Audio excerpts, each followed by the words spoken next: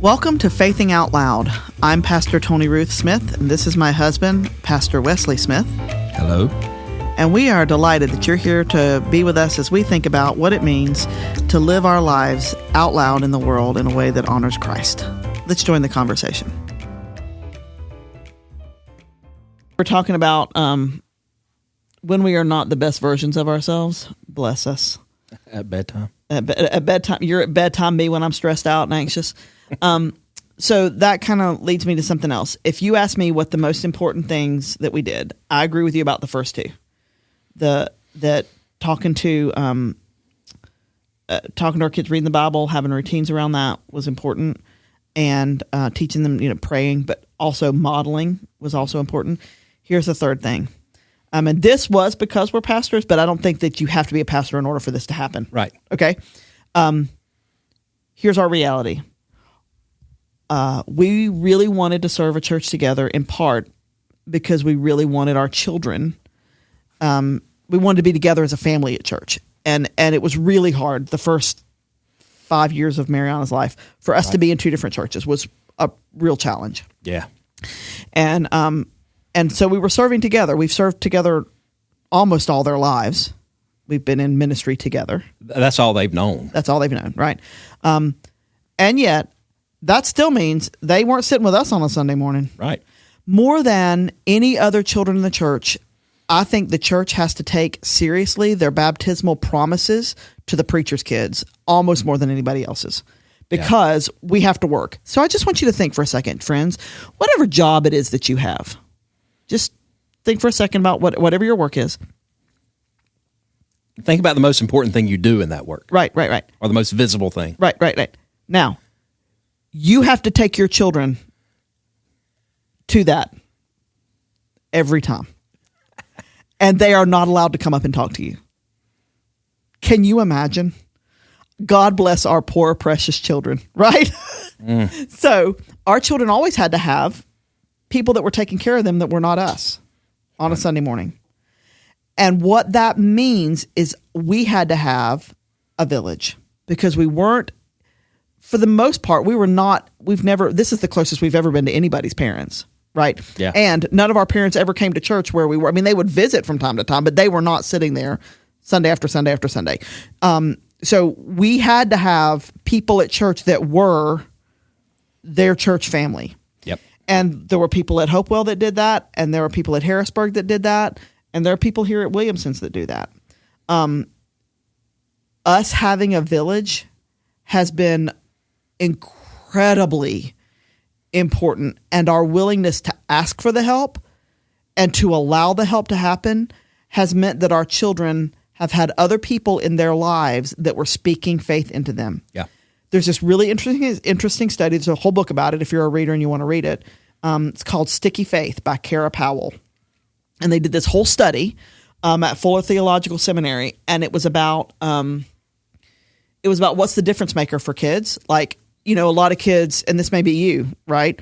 A lot of kids will graduate from high school, and then they kind of it's not walk away from faith, but they certainly don't engage their faith again until they've had their own children, and then they come back. And so the question was, what's the difference maker of the people that walk away versus those that don't, right? Those that walk away for a season. And you know what the answer was? People. 5 people. Yep. 5 people. 5 people that are not a parent investing into a child. Okay. So, we knew that study, and I'm telling you that study because I'm telling you right now, I hope you can hear us through the waves, friends. 5 people is a game changing. Yeah. And our children could consistently name 5 people. Yeah. And that weren't us. Again, part of that for us was by necessity. Right. But I one of the things I've told our kids, I usually tell them this when they're in times when probably older elementary, middle school, when they were complaining about having to being PKs. Yeah, we always have to be. We always got to go to church. One, telling them that if your mom and I were not pastors, if we were just whatever, right, you would be at church just as much. That's and right. two, telling them that my parents, neither one of them were pastors, and I was at church growing up more than our kids were at church when they were growing up. Right. And so just that kind of level of involvement in church life meant I was kind of had connections to other adults who most of the lessons I learned from those adults were good, Right. positive, helpful. I had good examples growing up, and our kids had good examples growing up. But if you know that it's important for the village to, quote unquote, the village to help raise your kids, you got to commit to the village, That's right.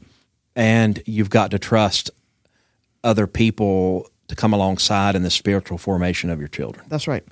Now we go to great lengths at our church, the United Methodist Church, to ensure the safety of children. But part of that is not just entrusting, not just from a safe sanctuary. That's our policy, but from having other people speaking into your kids' lives, your kids learning to trust other adults in their life, which that becomes very important through the teenage years. Right. And the evangelism of that too. Yes. Like the way that they learn about faith from other people. Yes. So I guess in saying that's the one thing I guess we're talking to both parents about that, but also, hey, if you're not currently parenting, if your children are grown or whatever, and you're listening to this, I wonder how you're being that person for some kids in your church. How are you being that person for them? So I think about people in our village. I think about the gentleman in the church that Jeff, who the kids sat with, Jeff and Amy, every Sunday. And when we told Jeff Daniel was playing T-ball, Jeff said, "Give us a schedule. We'd love to come." And then Jeff proceeded to come to every single ball game Daniel ever played. And he showed up every single time. And we called it his baseball family. Yeah.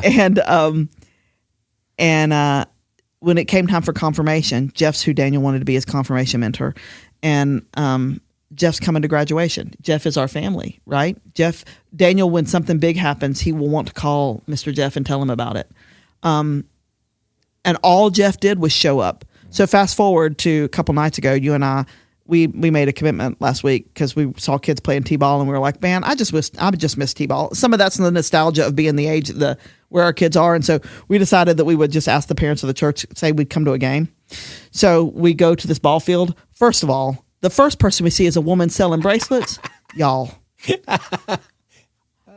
can laugh, yuck it up. Yuck it up, Wesley. Tony Ruth walked by, and this woman selling these bracelets and these bead things said, "Would you like to buy one for your grandchild?"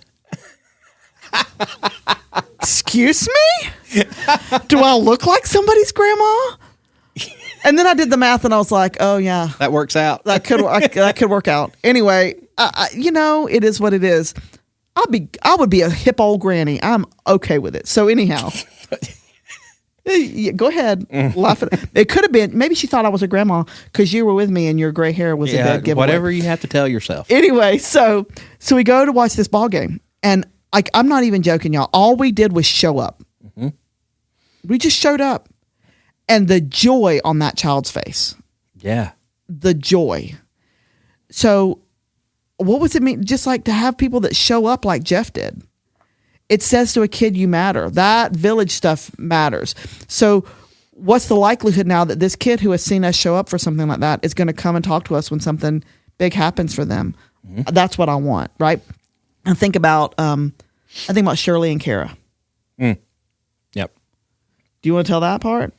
No, you go. Go ahead. So Shirley and Kara, members of the last church we served, and Mariana came and said, I don't remember how old she was, she was in elementary school, maybe third grade.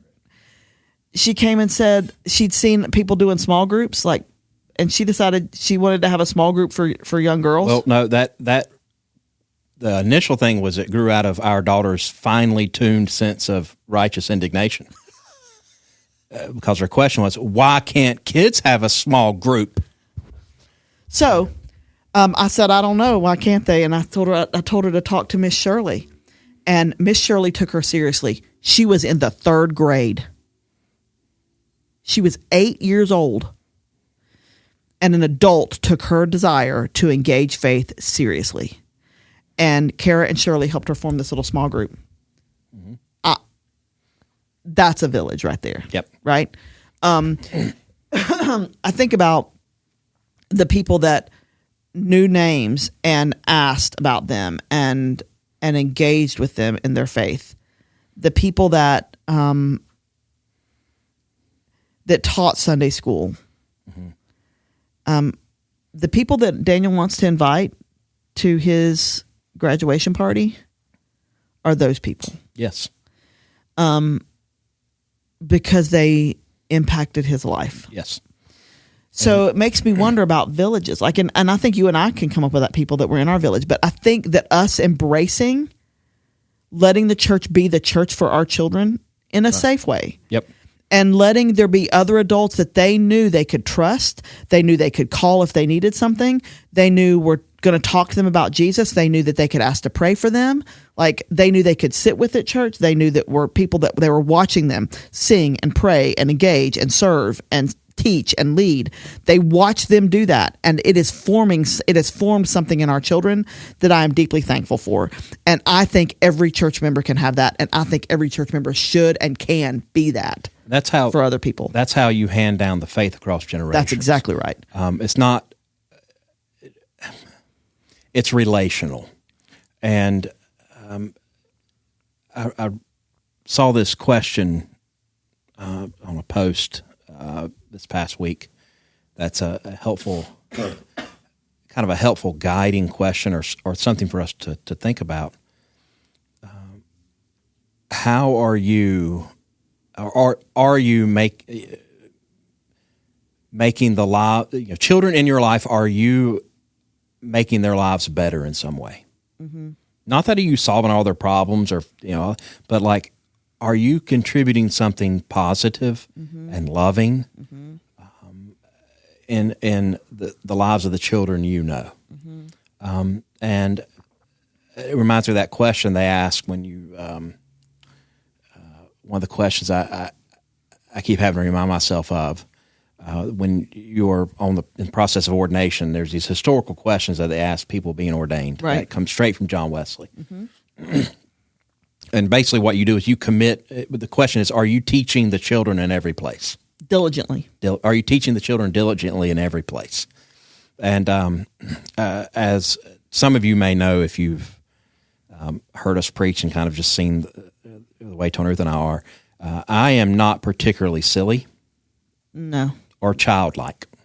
I mean, you have childlike curiosity. Curiosity, yeah, but I'm not goofy and silly.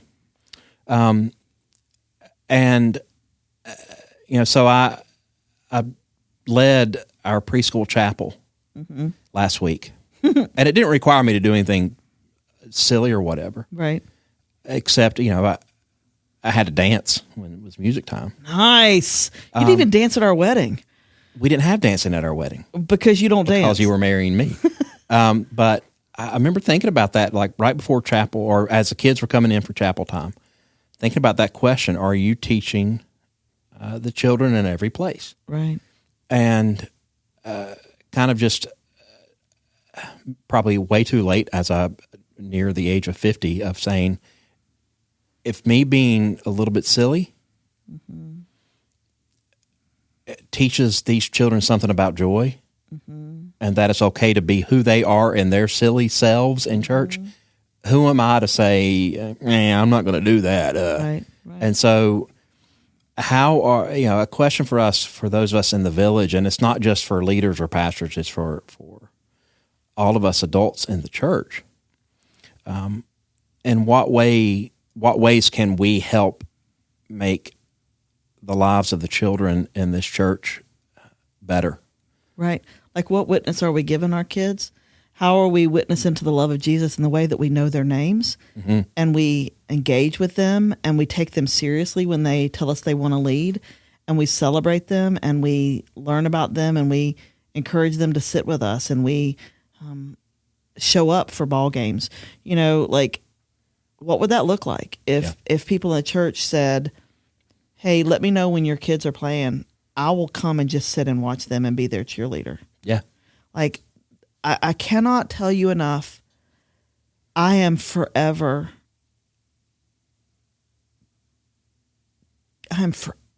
grateful that Jeff Patterson just showed up.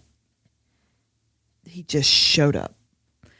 And he was a man who was not, showing up and reading his Bible and telling my son he was praying for him and all. Like, he was a man that just showed up and modeled what it meant to be faithful. Yep.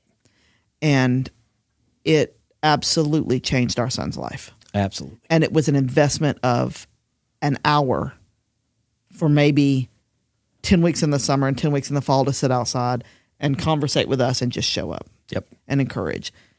And it's changed a person's life. So I just wonder, as a parents, ask people to be part of your village. Don't be afraid. Go up and ask somebody. Ask somebody to come. Say, if I gave you this, would you do this for us? And if you are a church person, invest in a child. Yeah. Get to know them, love them, support them, care about them. It will change their life. It's one of the most important things that we can do. So we'll keep talking about it. We'll keep talking.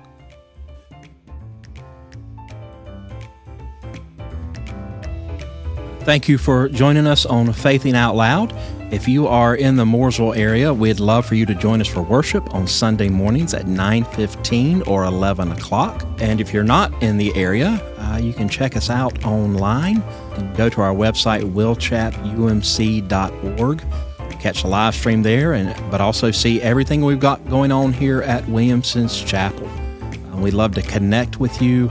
And don't forget to like and subscribe on whatever platform you're listening on. And if you feel so inclined, leave us a review. Look forward to connecting with you, and we're glad you're listening.